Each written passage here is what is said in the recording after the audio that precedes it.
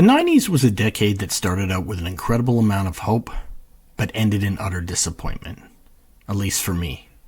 In this video, I want to kind of further excavate what happened in music and culture in general to just find out why the decade ended in such crass commercialism.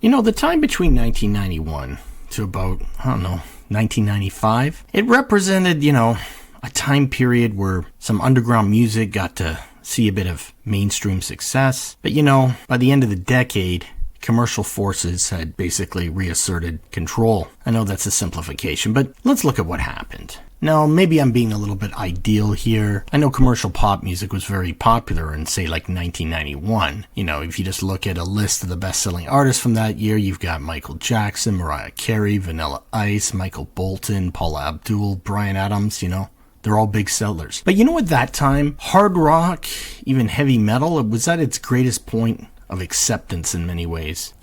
For several years, there'd been the great classic rock bands like the Stones and the Who, and they had done massive tours in the end of the 80s, and I remember there was just a general interest in music from the 1960s and the 1970s at that time. Now, Metallica, who had built a massive following playing this, distinct thrash metal sound, very uncommercial, they released an album in 1991 known as the Black Album, which definitely had a more palatable sound for the masses. And it became a huge seller. Guns N' Roses would release the massive double album Use Your Illusion. And I remember there just being general, more rock video shows on MTV and Much Music at that time. But of course, 1991, it would be Nirvana's Nevermind that would create the absolute eruption from the underground, and that would all rise up into the mainstream, and the city of Seattle became the focal point. And you had these big selling albums like Pearl Jam's 10 and Soundgarden's Bad Motorfinger. There was Temple of the Dog, which actually featured members of both bands. And they were all massive sellers then. And their 1991 was also the year of Lollapalooza, and there had been some other really big sellers that year. Out of Time by R.E.M., Blood, Sex, Sugar Magic by the Red Hot Chili Peppers. What the unearthing of the underground did was create a unique mainstream culture that was accepting loud, noisy guitars. And there was a level of intelligence in a lot of this stuff that had previously kind of been absent from like big rock music. And there were a lot of big sellers during the years of, say, like 91 to 95. That stuff like Sonic Youth's Dirty, Smashing Pumpkins' Siamese Dream, like Veruca Salt, American Thighs, PJ Harvey, To Bring You My Love. I mean, these things sold quite well. Now, I remember being critical of some of these, more mainstream alternative acts. At that time, I was kind of looking more into the underground, trying to find bands there in the indie rock scene. But looking back at that era, it seemed like a more intelligent moment in our culture. But by the end of the decade, idiocy would take over,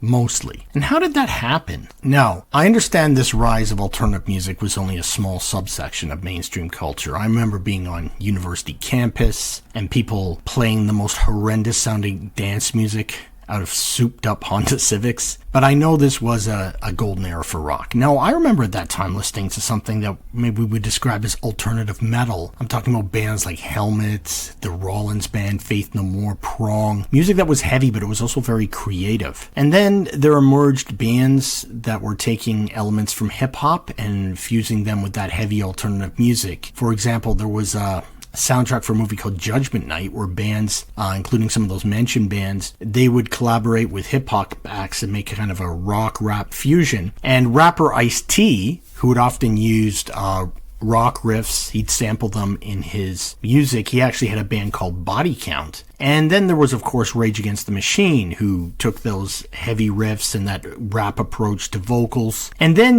by the mid-1990s, interestingly, it's after Kurt Cobain's death, emerge new bands like Korn and the Deftones, and they kind of furthered this fusion of hip-hop with alternative metal. But by the late 90s, you have bands that are using this approach, but they're very juvenile in their format. I'm talking about things like Limp Bizkit and Kid Rock. There's a level of overt meatheadness to this music, and this was a far cry from, like, you know, the subtle angst of someone like Kurt Cobain. You know, when you go back and look at the disaster of Woodstock 99. Now, of course, it was because of bad planning, but it's the culture that the nu metal was definitely part of that contributed to that disaster too. Now, I'm not blaming these bands for the obvious disastrous setup, but the attitude of the audience was reflected in that music. Now, while nu metal's cultural zenith probably happened in the early 2000s, I have found that while this music is not as popular, that kind of mindset is still kind of here. Another genre that basically took over right after Kurt Cobain's death was pop punk. Now, the roots of pop punk go back to like the first wave of British punk with bands like the Buzzcocks, and there was this really distinct scene out of Southern California that fused pop melody with the really aggressive guitars of hardcore punk. And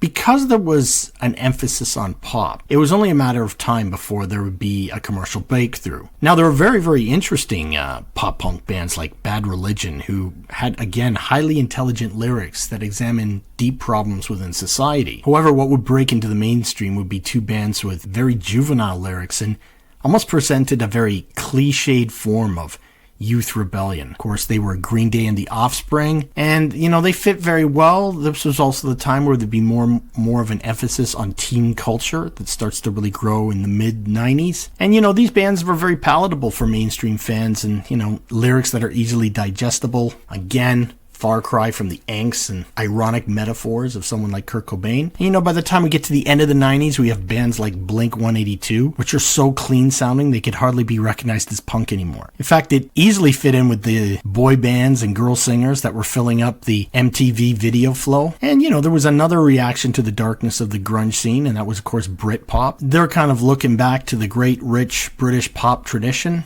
and putting a modern spin on it. The most successful of these was Oasis, who took cues from the Beatles and other 60s pop groups and gave it a kind of working class lad culture spin to it. There were other bands of this genre that are very successful, like Blur, The Verve, Pulp. All these bands are interesting. They have an element of retro to them, lots of postmodern irony. One band that really was quite experimental was Radiohead, and I'd argue their 1997 album, OK Computer, was the last significant rock album at a cultural level. I have a whole video on that. But, you know, this music was also kind of overshadowed by the commercialized teen culture of, you know, pop punk, nu metal, girl diva singers. And they actually had their own export called the Spice Girls. Brought a very overly commercialized presentation along with a big mass marketing push. And with all of this, of course, we have someone like Britney Spears, who would emerge on the scene. You know, a completely manufactured product whose image was a combination of being sexually seductive, but with a veneer of Christian Puritanism. I actually find the Britney Spears phenomenon to be very highly disturbing. It did not take long for the clean image to disappear, and she would take on a more whore-like appearance with each release of music, and eventually there would be a well-known complete mental breakdown. Now, unfortunately, this set the standards for girl singers into the millennium. I noticed that everyone around me at this time, say 1999, had just sort of accepted this generalized commercialization of the culture. Though nu metal, pop punk, Britpop, Britney Spears may sound different musically, I don't know. For me, they all represent the same mall soundtrack. I can visualize walking around a shopping mall in 1999 and seeing all these youth cultures interacting. There were even mall goths listening to their Marilyn Manson. I don't know.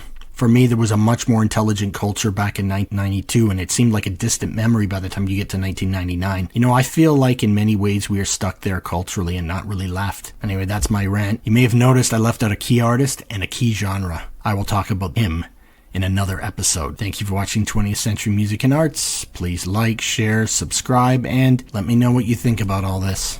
Take care.